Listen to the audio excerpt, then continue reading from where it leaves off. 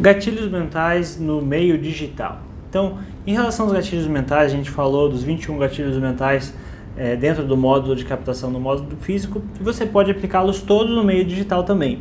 Aqui a gente vai focar em alguns que a gente tem exemplos muito bons para você estar atuando nas redes sociais, né? Então, se não lembra dos gatilhos mentais, volta ali na aula dentro do módulo sobre captação no meio físico, e aqui a gente vai reforçar alguns dos principais pontos, alguns dos principais gatilhos mentais que você pode estar atuando nos meios digitais. Então, o primeiro ponto que a gente vai falar aqui é o de autoridade, né? Algo que a gente vem batendo aí ao longo do curso, que você tem que construir, e algo que você constrói geralmente com o tempo, então é bom você iniciar o quanto antes dentro das suas redes sociais, né?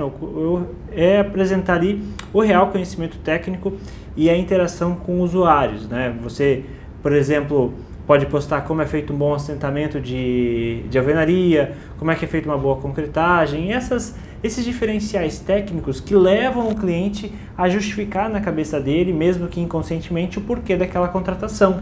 Então, o cliente ele tem que se convencer por que ele está gastando para ter, né, uma empresa de engenharia envolvida, né? Quais são os argumentos que você vai construindo na mente dele, geralmente ao longo de um tempo, que vai levar a ele te contratar ou levar a ele entrar em contato contigo, né, para virar um lead. Então a autoridade é um ponto muito importante, e por isso que você não precisa se ater somente às suas obras, somente ao seu portfólio, né? Você pode criar autoridade através de comentários em artigos técnicos, em relação a comentários em posts de parceiros, em relação a novidades tecnológicas. Você pode estar postando também e construindo a sua autoridade. Logicamente que é sempre melhor quando é algo dentro da sua empresa, né, alguma obra sua, mas isso não deve ser um fator limitante. Você pode construir autoridade de diversas formas. História, né? A gente falou como as pessoas gostam de uma boa história.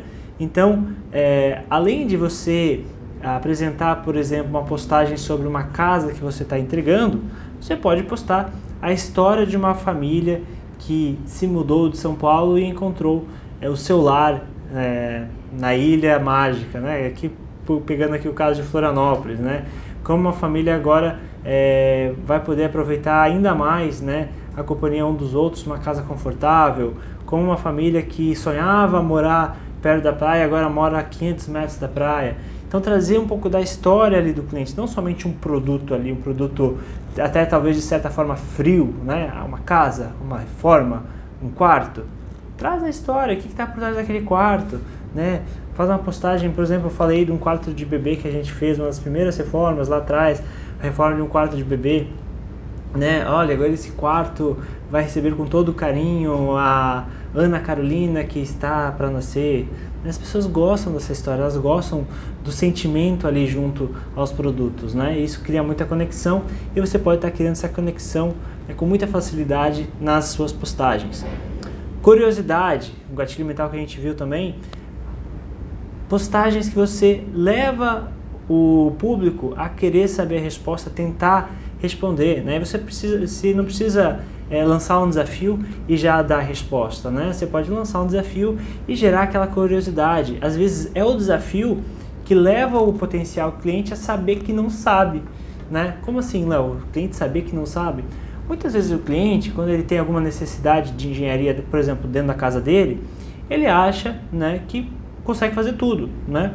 Então, por exemplo, tem um vazamento, tem infiltração, talvez ele acha que só, né, pintar de novo e está resolvido, né? E muitas vezes você postando tudo que tem por trás, né, lançando um desafio, olha, o que você acha que causou isso? O cliente vai lá, né, o potencial cliente, no caso, vai chutar ou vai ver, isso eu sei o que é. Depois, quando sai a resposta, ele sabe que, na verdade, ele não sabia qual era a resposta. Isso vai criando aquele sentimento, pô, será que tem mais coisa que eu acho que eu sei e não sei? Será que não seria melhor eu contratar um engenheiro para não correr o risco desse erro que eu acabei de cometer, né? De achar que sabia qual era a causa daquele problema? Então, lance esses desafios principalmente para tornar consciente dentro dos potenciais clientes que eles não sabem de tudo envolvido ali dentro da necessidade, né? Há um cliente específico que não sabe que tem uma necessidade, e através do lançamento desses desafios, os clientes começam a ter maior ciência disso, que eles precisam de ajuda, né? Muitos clientes não sabem que precisam de ajuda, que precisam de pessoal qualificado. E o lançamento de desafios ajuda muito nesse quesito. Prova social, né? Esse gatilho mental é fantástico também. Prova social é muito importante em cada etapa que você for envolvendo algum tipo de prova social, por exemplo, assinatura de um contrato, né? O aceite de uma proposta, o aceite de uma etapa de obra com o cliente, o aceite da obra total, enfim, isso vai criando uma prova social, né? Tem um cliente ali que está validando aquela empresa, então essa prova social é muito forte, isso cria uma confiança naquele público. Pô, aquela pessoa confiou na empresa, talvez eu possa confiar também. Ele vê um cliente assinando contrato, você vê outro cliente assinando contrato, e vê uma obra entregue, e não sei o que, e uma etapa da obra.